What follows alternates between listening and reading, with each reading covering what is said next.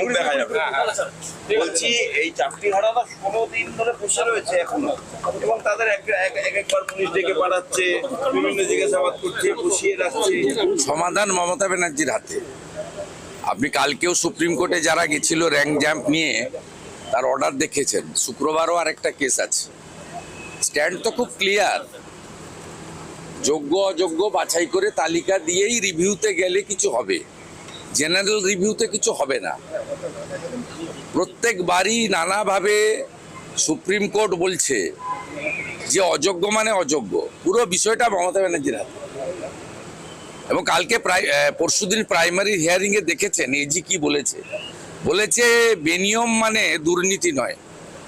বেনিয়ম আর দুর্নীতি এটা তো সমার্থক, সবাই জানে।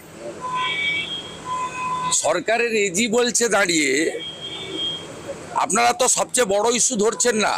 7ই মে উচ্চ মাধ্যমিকের রেজাল্ট বেরিয়েছে, ভর্তি প্রক্রিয়া বন্ধ হয়ে আছে ওবিসির জন্য। ডিএ, ওবিসি 26,000, আর আসছে প্রাইমারি। এই চারটাতেই পিসি। জাফরাবাদে যে বাবা ছেলেকে খুন করা হলো, কোর্ট নিযুক্ত যে কমিটি এনআইএ বলছে আমি অ্যাপ্লিকেন্ট তো, আমি তো আবেদনকারী। শনিবার কোর্ট খুলে মহামান্য কোর্ট যে আবেদন গ্রহণ করে ফ্যাক্ট ফাইন্ডিং কমিটি করেছে, তার 1 নম্বর অ্যাপ্লিকেন্ট আমি।